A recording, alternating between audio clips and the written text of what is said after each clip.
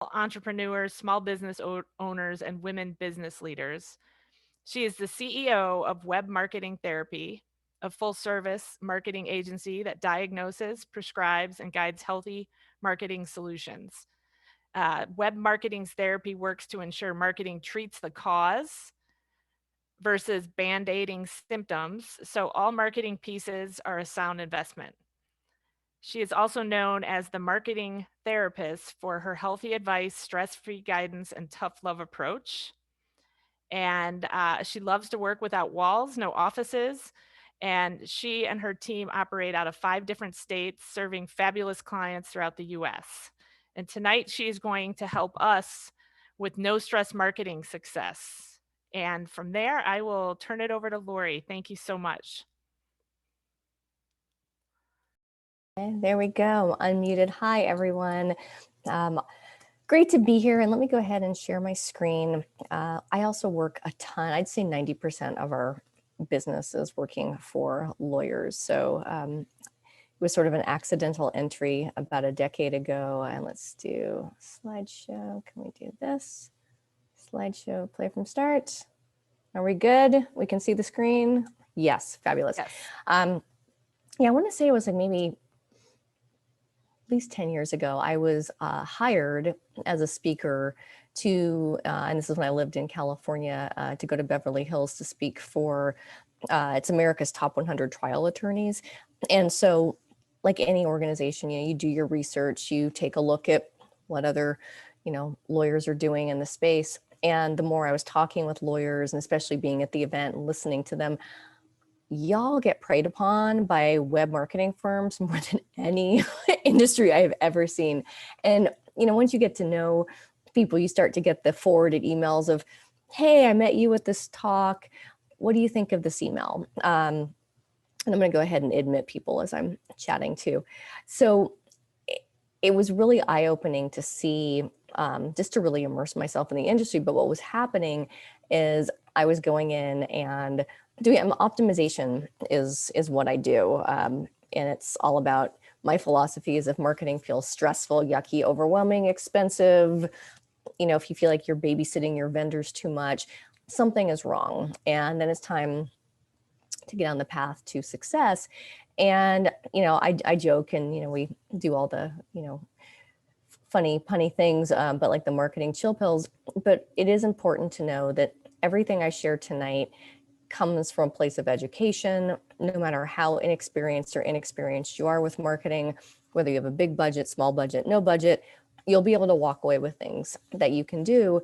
And sometimes, like the talk I gave in Beverly Hills, I structured it in a way where these lawyers were able to go back to their vendors and have really healthy conversations. And it actually elevated the conversations where the vendors were like, we've been trying to talk to you about this stuff. So, but there are times where you find that, sometimes contracts are maybe not the best, or that we could retool budget. So optimization is always the goal, no matter where we're at professionally and where we want to go. This session is going to cover ways to think critically about what you can do with your marketing, not only if you are with a firm, but also for your own personal brand, which is important to note. The brand called us is also a factor in our marketing, and how we position ourselves is very important, not only with our clients, but within the firm and beyond for the life of our career. So in true therapy mode, we'll do a little self-help. We'll diagnose, kind of write our own prescriptions, and you'll have some good takeaways of, oh, that was interesting, I should do that, or, oh, I need to ask this question. So you'll have your own prescription in place, and ultimately that can become what your support plan is and what that speaks to. And of course, that is not nice. I'm giving a talk. That's my 4-pound dog. No, thank you. We have our projects, we have our processes, and ultimately they become systems. And so I think about the work that I'm doing on a daily basis.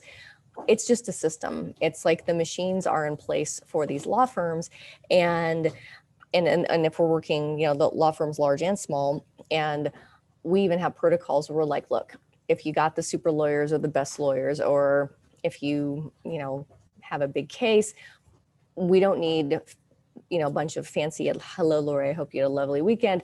Just forward the email, like drop the bombs. The systems are in place to catch and diffuse them.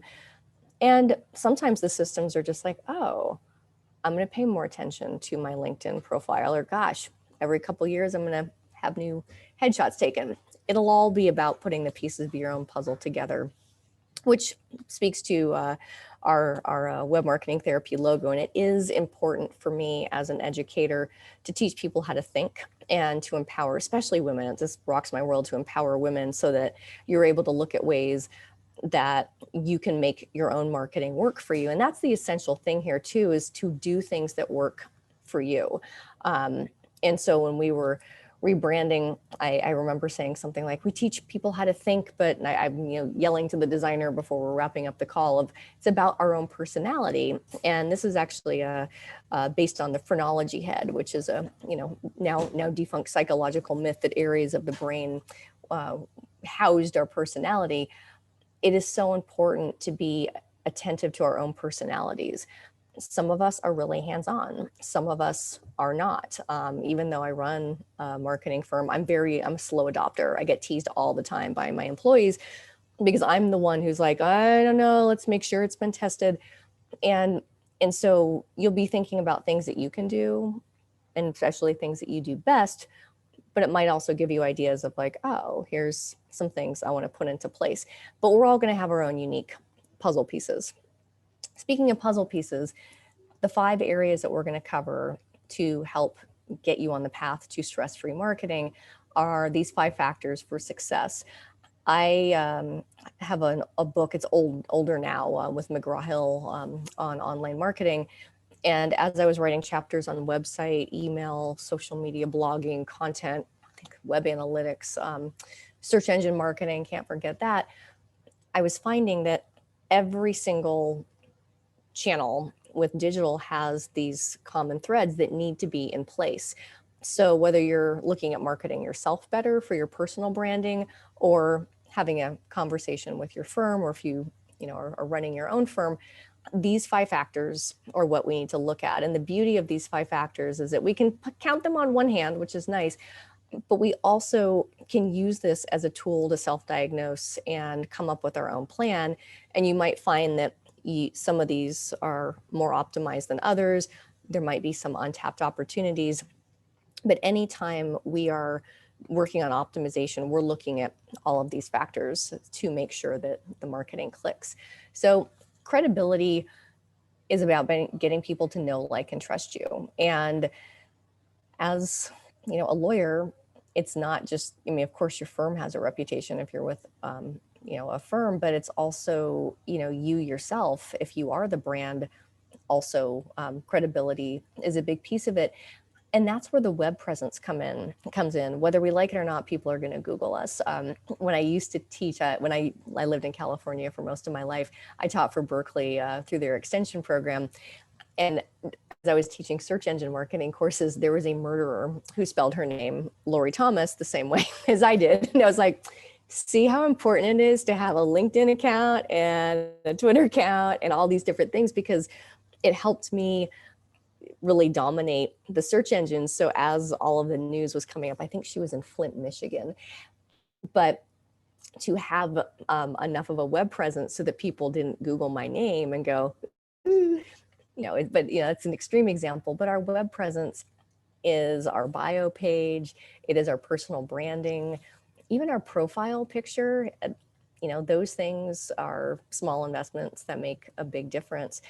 And the imagery and the design that we use, if that's something the firm is doing for social media. But I can't put enough emphasis on the about page or your social media bios. Those are areas that are often neglected, whether it's your Instagram description or your LinkedIn, I think it's called the LinkedIn about area or the LinkedIn summary. Those are areas that, as people are getting to know you, or someone refers you and you're like, let me, all of these things can be working for you, including content marketing. And that is an area that I would say I spend the majority of my time on as I support law firms, is creating content for the blogs or article writing. we have a lawyer in West Palm who actually just became a shareholder of another firm. He's been trying to retire for like 20 years. And we wrote an article on his behalf for a local newspaper for years. It was a Sunday edition, kind of like a Q&A, and it worked really well. And the beauty of the content is he was getting himself out there as an expert. In the word authority is the word author. So he was an authority in his particular area of law, but that content was his and he could use it. It could become blog posts. It could be shared in different ways. So different ideas. Again, everything's going to be specific to you. Beach and pool attorneys at law, totally fake law firm, but as the marketing therapist, I can't share a lot of my clients. So when I give talks, I use this as our pretend law firm example. And of course, they're representing victims of unhealthy marketing. The whole reason I'm sharing this is, even though this is not a real firm, it's important from a credibility perspective for someone to hit your website and go, oh, not to have it look like, your 17-year-old niece or nephew made it for you, but to have a polished web presence. And of course, beach and pool. This was inspired by a Miami talk I gave where I'm like, let's do beach. And we had Sunny Beach, the attorney, on the homepage. All of this is credibility. It's our branding, it's our logo, but it's also having you as the lawyer out there in a way that is on brand and on purpose. I love this example. Sarah King is a lawyer in Chicago with Clifford Law Offices, and she has a really well-written about section, which I found fabulous. And even this area up here, if you can see my mouse moving, this is the cover photo. And this was designed to match the law firm's branding. See, it's like a reverse of that. And it's like, these small factors can make a big difference, and it just looks super polished. And so these are little things that you can go back and revisit to make sure that your about page section is optimized, that LinkedIn is filled out. I get asked quite a bit, if there's anything I can do, Lori, after this session, where should I start? I'd always say LinkedIn, especially in your industry. This is the most professional, credible place that you can spend time on. I love our Bakersfield Abogada. This is Danae Gonzalez, and she is very aligned with her personal brand and is very consistent with her social media. And it's been really fun to see what she does. And she's been on television, and it's just watching all of the pieces come together. This is Instagram. So, she has it first and foremost what she does, but it also, she is very authentic for her own personality. So it's another example of what you could do from a credibility perspective. And then this is Sarah King. I showed her LinkedIn profile. This is her Instagram account. So, and she also talks about her volunteer work, how she's the co-chair of the Illinois Trial Lawyers Association Women's Caucus. So just to give some ideas of how you want to be communicating not only who you are, what you do, and whom you serve, but it could include some of your nonprofit work as well. So usability, the next factor for success, is the idea of people who come to your social media or to your website or somehow get to you are actually the right people, are becoming clients, getting through the lead process. I encourage anyone to look at what you stand for, and that's important. I call that like your own usability compass. Anytime I'm working with organizations or entrepreneurs, or even lawyers too, I ask, how did you get into this? Why did you become a lawyer? What inspired you to do the work that you do? And often that magic that comes through in that answer can be woven into your about page. Actually, Sarah King, I believe her mother was a paralegal, and that's a big piece of, she grew up, at law firms and stuff, and that helps show, like, we need to be whole. We are whole people, right? We're not just doers, we're human beings. We're not human doings, we're human beings.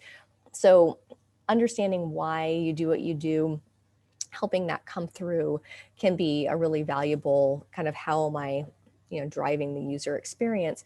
And also from a real web perspective, if you are looking at website optimization, having clear directions like learn more, click here. People need to be told what to do on the web because we're just doing this like scan, scan, scan, scan. So having very clear call to actions is the best practice.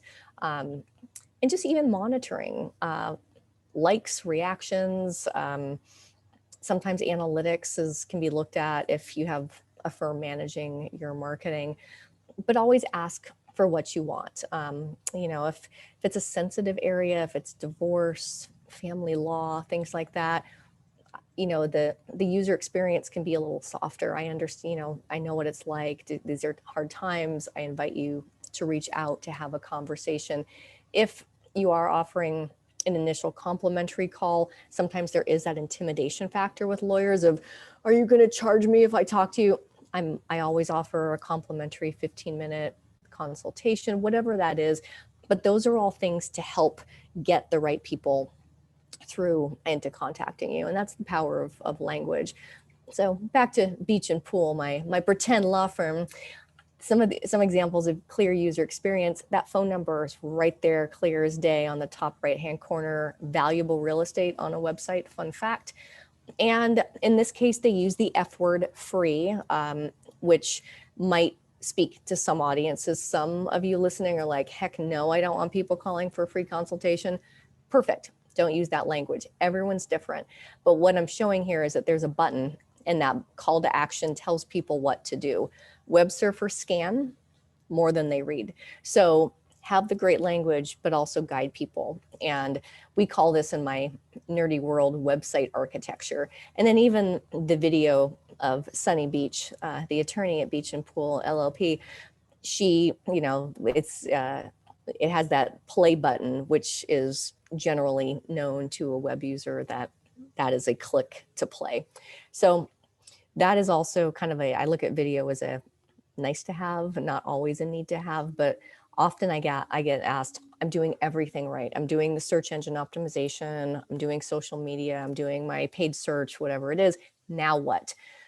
If you do have confidence in front of a camera, video can also be a nice addition, which is a nice segue into visibility. And visibility, right? Like we can be the best lawyers, but if nobody knows about us, what's the point? Awareness is essential. And awareness can come from a number of things. Some of us, it might be a couple of them. Some of us, it might be a more diverse portfolio. All different ideas to think about. Social media is free. I do have some firms that are like, I don't want to do Instagram. I don't want to do things. That's okay. There's actually one lawyer we found an Instagram account. I think he'd set up maybe in college or something. There's nothing bad about it. It just was neglected. And he was just like, we're like, can we kill it? He goes, yeah, we can kill it. Like, killed it. Great. Cleaned up. So, and sometimes, you may want to set Facebook pages to be super, super private, and that's okay too. All different ways. Writing blog posts, online advertising is often a practice for generating qualified leads. You can buy ads with Google in certain target markets. Traditional marketing, print ads, content marketing, article writing, blog posts, public relations, often a factor. Email marketing, I see our firms do sometimes a quarterly newsletter, depending on the type of law. Once you've resolved someone's case, like they don't need to keep contacting you. So email needs to be done obviously in a way that's compliant, and of course needs to be an opt-in list. But these are all different ways to stay visible. And then of course, search engine optimization. And the days of search engine optimization being really complex and expensive are long gone. That was like 2004 stuff. Now with social media and blogging, often if you're blogging, you're getting the SEO, and I can talk more about that if we have time at the Q&A. But speaking of visibility, I encourage all of you to just go ahead and Google yourself. Google yourself, put your name in quotes, and just see what comes up. There's going to be different images that come up. there might be news, or there might not be enough. And that's where possibly LinkedIn can be part of the search engine marketing formula.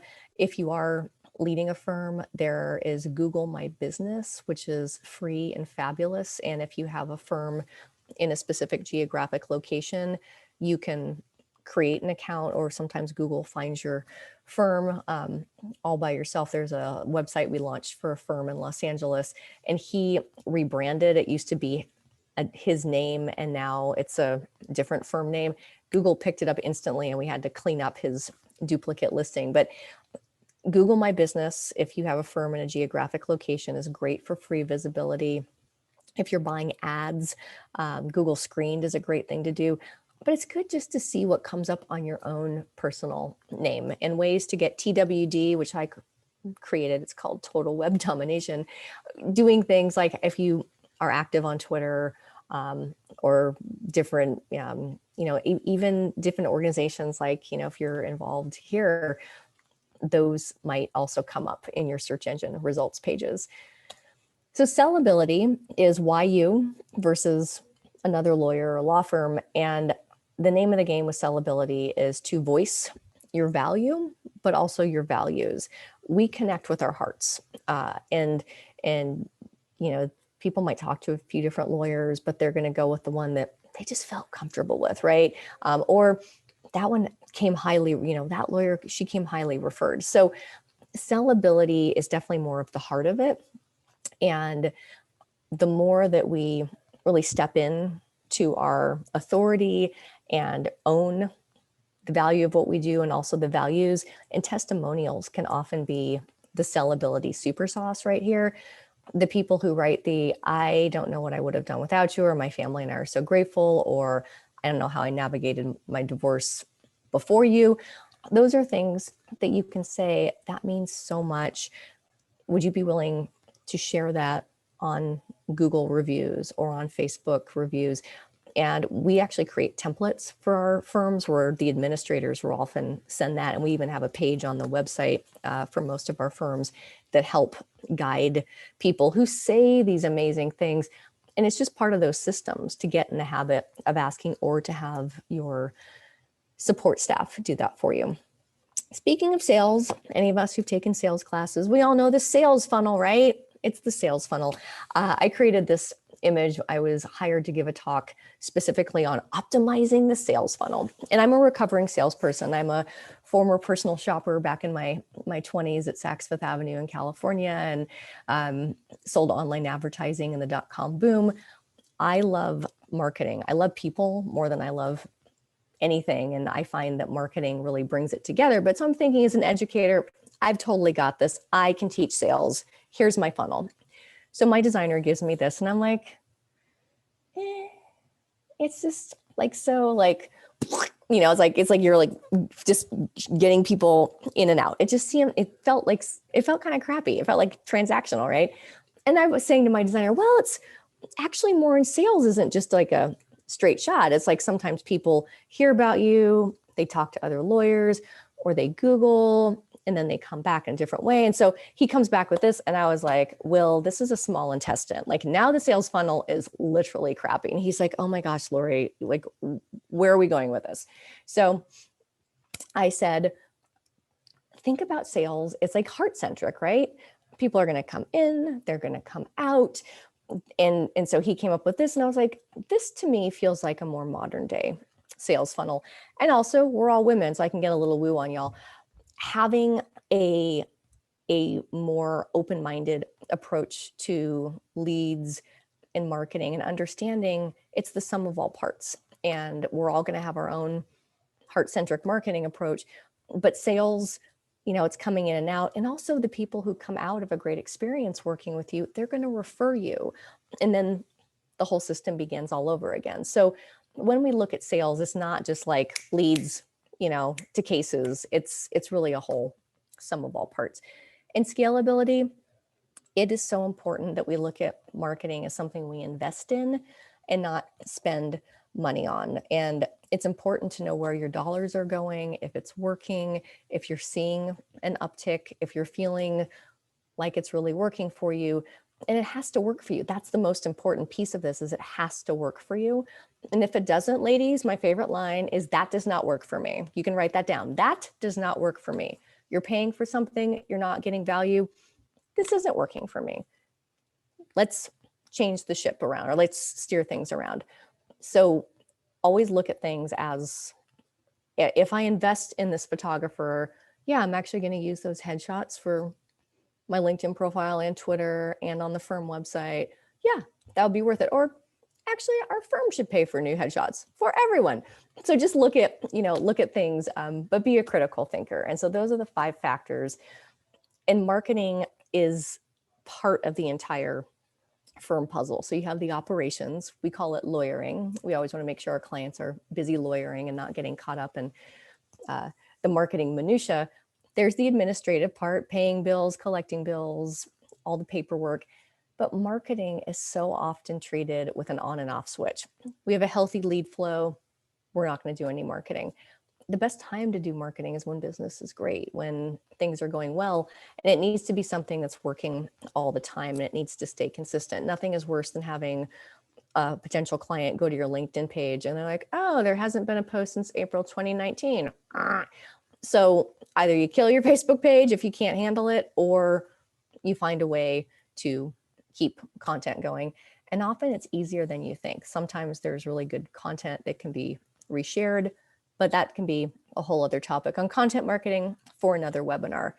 As we start to look at how to put all this together, starting to look at what a healthy prescription is for you, I would encourage you to just nail your niche. Like, know, of course, you practice in a certain area, know that, own that, understand if it's geographically based, it's going to be your practice area plus your geographic area. Own your awesome. And that's hard, especially for women. Like, I can talk to my guy lawyers and they're like, oh yeah, I won this award, or I volunteered with this. And the women are like, well, I've only been practicing for like 15 years. I'm like, stop it. Stop it. I want to hear what makes you awesome. And it's like, well, I volunteer. Okay, now let's step into that. You're incredible. You want to radiate that awesomeness so that you have people who are attracted to that. They're like, yes, this is my advocate. This is who I want on my side. And also embrace your human side. It's called social media for a reason. Y'all don't have to be posting pictures of like you and the kids at the pumpkin patch if that's too personal for you. But the way that we speak, especially through blog content or what we post on LinkedIn, it needs to sound the way we talk. And if you were nominated for, something, such an honor to be nominated for this, or just had a fantastic meeting with the Georgia Association of Women Lawyers, love being connected with incredible women in the industry. That kind of stuff, it's genuine, it's real, and also you're staying out there. So align your messaging to voice your value and your value. And last but not least, it's okay to ask for help. And I put this in especially when I give talks to women's groups, because women, guilty as charged, myself included, oh, I can do that. I can learn how to use that tool. I can do this. The only way I grew my business, and I've had my company now for over 15 years, as soon as I realized that the only way I get things done is by not doing it all, that is really where the magic happens. And so sometimes that's having an assistant help. I never encourage you to hand the entire reins over to someone. You always want to have a pulse, especially on your personal branding, but it's okay to ask for help. And there's different modalities to get that done, which we can talk about in the Q&A. And the true meaning of marketing is maximizing exchanges. That's like the academic meaning. I find that to be a bit transactional. And so I define marketing as maximizing relationships. It's relationships with our current clients, our potential clients, how we're perceived by our peers in the community. And in it, personal branding can even incorporate how we present, how we speak. All of those are pieces of our marketing puzzle, and they all need to come together and be on brand, but also on purpose. Here's the secret formula. Education. Anytime you start, I'm just doing the, de-stressing, moving around a little bit. When you start to think about marketing as being stressful, then the instant RX is that you're thinking about it in the wrong way. As we're maximizing relationships, you want to meet your potential clients and be perceived in a really respectfully reciprocal way. And you want to meet people like eye to eye. And so the name of the game here is education. And I believe in this so strongly. When I used to be in the classroom working with entrepreneurs, I would get that like, oh, marketing, oh, sales, oh, and I would watch the body squirm and the stress. And should I buy Google ads? It's like, no, stop. Anytime you start to feel stressed, that's not a healthy mindset to be in. And so I write on the board MARKEDING. And of course, the students are mortified that I can't spell. And the stinker in me just wanted to wait and watch them squirm even more. And I did the little, emphasis on the ED. Marketing is a mashup of the words marketing and education. And as I taught this concept about, okay, how do I write my LinkedIn bio? What words should I put in there?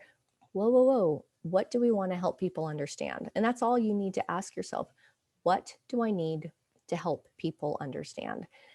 That's education. And that's what I'm helping people understand. Are you volunteering? Are you doing community outreach? Are you chairing organizations? Are you not putting enough of your case wins up on the website? Are you getting love emails from the people you've served and those beautiful testimonials aren't hitting the web? It's all education. And so the answers of what to do next can just come in from a mindset of how do I educate? And marketing ties into all of the things that come into our various types of marketing, no matter what you do. And some of you who are doing it all, there might be more educational videos. That might be a 2021 or early 2022 initiative. Or gosh, we do so much stuff, so much volunteer or charitable work, or we're doing all the super lawyers, best lawyers. Let's blog about those, or let's turn them into online press releases. Lots of possibilities, lots and lots and lots of possibilities. I love this quote. As women, it's so important to remember that life is about not just finding ourselves, but we have the opportunity to grab the reins of our personal brand and to truly create ourselves in a way that is really cultivating a very purposeful life. And that can include working on your terms. If you find you're dealing with too much minutia and too much noise coming in from Facebook inquiries and the web, that might be a way to actually scale things back so that you're fine tuning or that you're putting more pre-qualifying language on your website to make sure that the right people are coming in. That's just a small example, but it's so important to remember that the way that we manage our marketing for ourselves and our firm can also really help shape the lives that we want to create. And doing that healthy marketing chill pill self-diagnosing is what it's all about. And stress can be motivating, but it can also be self-defeating. And so it needs to be, marketing really can be enjoyable. And when you have the right people supporting you, or you're doing things that really light you up, like you do what you do best, and maybe if others do the rest, that's where things come in. And speaking of getting clarity, I love this quote, right? The truth will set you free, but first it will piss you off. I remember the first time, and I started my business with a different name, Lori Thomas Web Marketing, very creative. And a designer took my business card and she goes, whoa, I want your brand to come across the way you come across. And I was like, I can't believe she said that to me. And I drove home. I was so mad. And she was so right. She was so right. And it took, thankfully, a bold woman to speak her truth. But it is important, and sometimes to remember that there might be things where you're like, I'm really not loving my bio on the firm's about page, or I'm going to rewrite that and figure out who at the firm is going to redo that. Or, yeah, we need better headshots, or we need those kind of things. Whatever that is, if you have any of that like fire in your belly tonight, that's actually healthy. And that can start to initiate some change, and shift happens. That's the beauty of life. I shared this earlier that does not work for me. This is my internal trigger. And I actually hired last year an insultant, not a consultant, an insultant. And this person came in, specialty was email marketing, and catastrophize things. It was so extra. It was so much extra stuff, and it really didn't work for me. And I finally just had to say, like, anytime this consultant's email would come into our inboxes, I was like, ugh. And I was like, no, this is my trigger. That does not work for me. And we don't have to tolerate so we don't have to engage with vendors that don't knock our socks off. But this is also important for you too, of just like, does this feel right? Does this not feel right? This also works especially well with children. Fun fact, extra bonus round. And speaking of family and children and all of that, with marketing, I go deeper. It's not just a matter of how good your search optimization is, or, how pretty your website is. My goal for all of you is to be able to balance. And if you've worked with coaches, this is the wheel of life. I always love this exercise because I start to look at what's important. And there were years where I was spending way too much time on work. And I was like, wow, it's really like I'm working really hard, but I'm not making enough money in alignment with how hard I work. And so if any of you would like a copy of this, I'm more than happy to. I have a PDF version of this. You can actually fill it in and just color in the areas that you feel are more full or less full. But marketing is not just about, you know, the ads and all of that. It's actually about the self-work that we can do as well.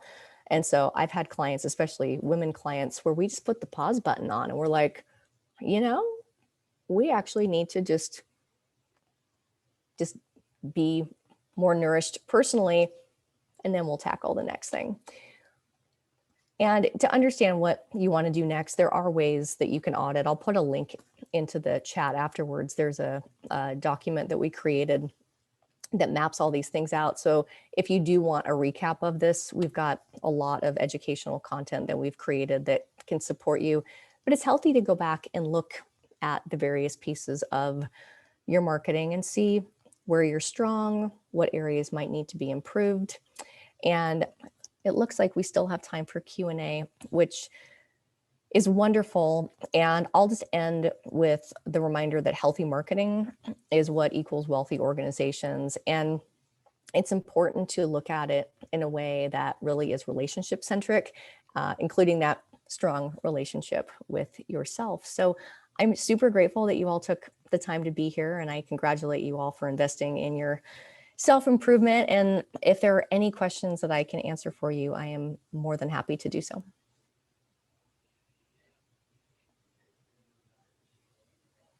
I have a quick question.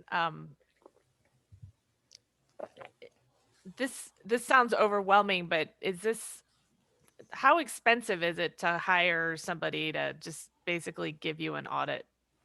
It's a great question, and all firms are different. For us, everything is complimentary. I have never, I always say to folks that, especially because we're a marketing optimization firm and we do more advisory, my philosophy is just to share what I know, to speak my truth. And sometimes that just means that the person can go back to their vendor and go, hey, what about X, Y, and Z? And then we're done. And all is well. So in our case, I always do a complimentary call. It depends on the type of marketing firm. If it's like a firm that does search engine optimization, they might actually run a complimentary audit and run everything over the website, and see what's working, what's not, and educate you. I feel that's the most ethical approach. Firms that are niched in social media marketing, they might be more motivated to sell you what they're good at doing, which is social media.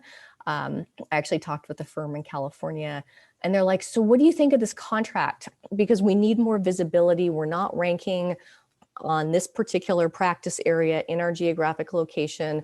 And the social media firm's only $300 a month. I was like, well, yeah, but if they're going to be posting to Facebook, and the issue here is that you need more visibility in this area, social media is not going to do that. So basically, that firm was selling you what they know how to do, but they didn't really listen to what you needed. And so the important thing is to really talk to different folks, but also be a healthy skeptic, especially being in your area. You're going to have the emails that come into your inbox that say that your site has all these errors on it and you should get on a free call with them. Don't ever get on the phone with them. Anyone who emails you from a Gmail address trying to sell you marketing services, hail no on that. But it really shouldn't be expensive. And I would say, is it your own practice, or are you with a firm? I'm currently with a firm, but I will be opening my own law firm in 5 days. That's 5 days. Congratulations. I don't know Yeah, if that's a good thing or not, but yeah, I was just wondering. I'd say start small and snowball then, because you're going to have a lot of other things to tackle with your own firm. And so we have done things where we have just a one-page website. And as the lawyer's like getting everything going and they're getting the press release ready or getting all the, things wrapped up with the other firm, there's a lot of different ways to do it where it doesn't have to be stressful or overwhelming. And so that's where strategy comes into play. So there are a couple of lawyer marketing firms like iLawyer Marketing we work with quite a bit. They actually, they love how we do social media and we support all their search. But, a firm like iLawyer Marketing, you're going to be looking at like a $30,000 website. So that's what they do, versus some firms, they're like, yeah, actually, based on what you need, your LinkedIn looks great.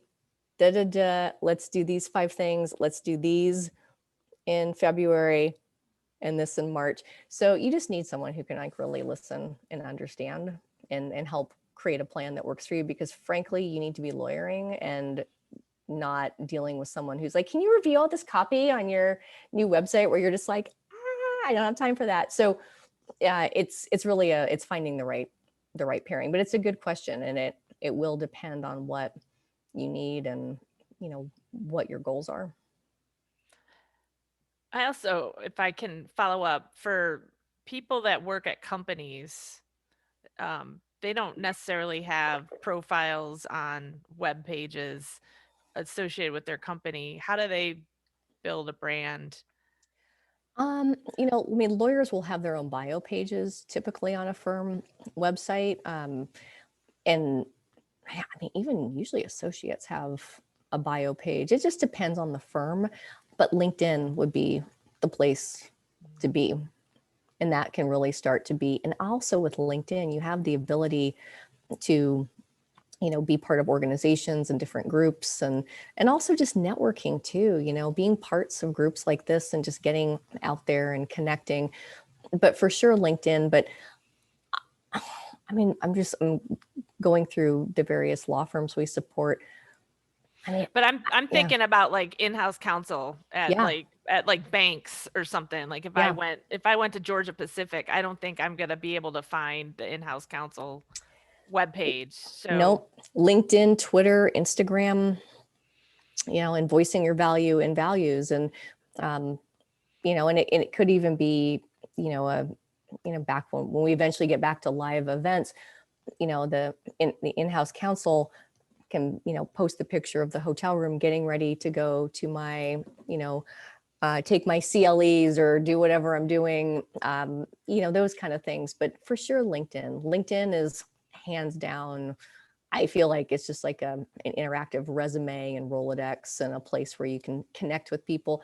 And I encourage, someone, it's a great question. And thank you for asking that, for the associates or in-house counsel, as you're networking, to build your interactive Rolodex through LinkedIn.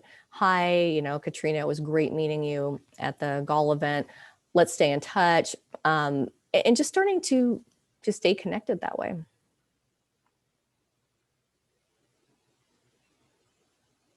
And LinkedIn comes up in the search engines. There's actually a tricky little thing. Let me see if I can pull up my LinkedIn profile.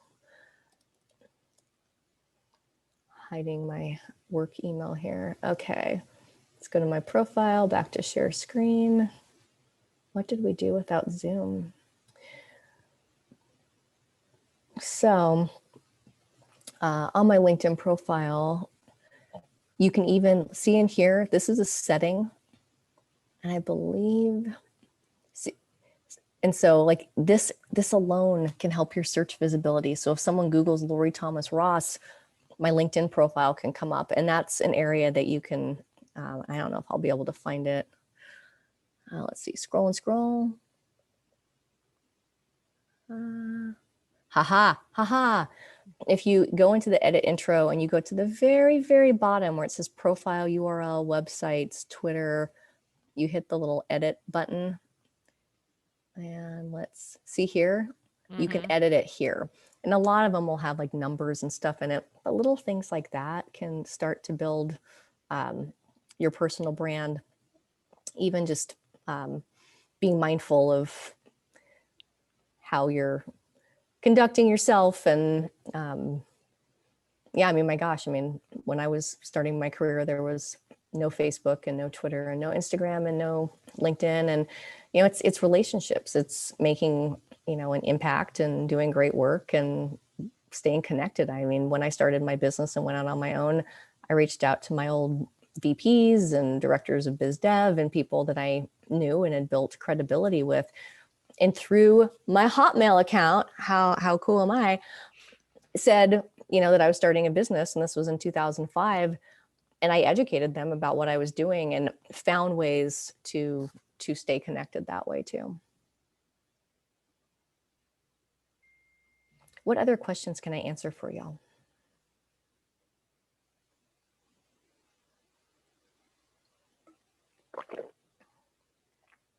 You can type them in the chat too. Let's see if this link will.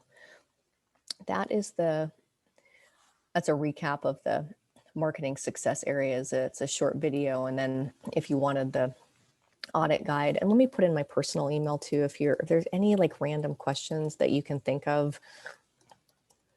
I'm always happy to help great women out. But yeah, you know, don't hesitate to reach out. And if there's just random questions or things that you can think of that pop up, let me know. And sometimes they're just questions that come up about firms marketing or things that you can be doing individually.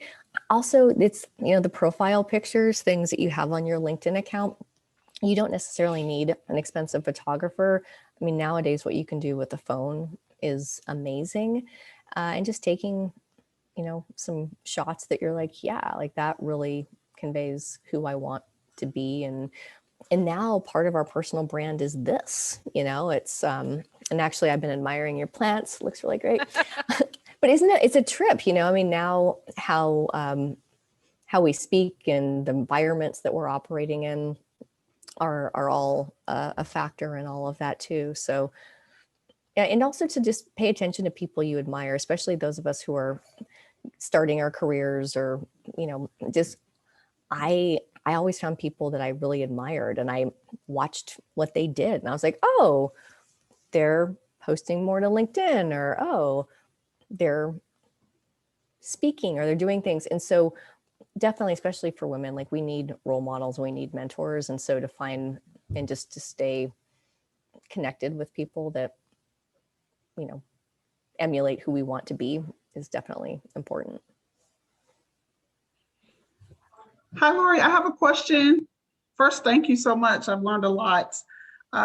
So can you tell me, I guess, what type of firm would you reach out to, or I guess help me focus in terms of controlling your brand on the internet? Because if you've been in your career for a long time, there may be an old firm that you were with, or me, now I'm out of practice, so I'm still getting calls, you know, now that I'm a judge. So is there a way to kind of control what comes up when you, or is there a firm or, you know, type of organization I could reach out to control what comes up when you when my name is put into Google search or whatever? Yeah, it's a fantastic question. And I'm not sure how relevant or active the reputation management companies are. That was popping up in the beginning, and they were kind of glorified search engine optimization companies, and they couldn't necessarily control what Google would list, but they could also help create content that would get pushed up. I found things like LinkedIn optimization, even sometimes creating, like I own LoriThomas.com and LoriThomasRoss.com. And I've always had those domains and just keep a simple web presence up. And that often comes up higher than anything else in the search engine results pages. So yeah, there's various ways to approach that. Sometimes if, it's websites, like if they're nonprofit sites and you're like, hey, you reach out and be like, please take my name off the site. I mean, I've found that I've had like board memberships and stuff listed where I'm not active anymore, and I'll have to email. And it's not lazy, crazy, or bad. It just is what it is. Hope all is well and staying healthy. I noticed I'm still on your website. So there's things like that that can be done too. But it's a great question, and it's just important to have a pulse on what is coming up out there. And if you did want to reach out to me, and I can take a look, and we can dive a little bit deeper and see, and I might be able to look up some companies that could be worth talking to. Often I can find that sometimes I can just put things out to my network and see what pops up. Awesome. Thank you. I'll do that.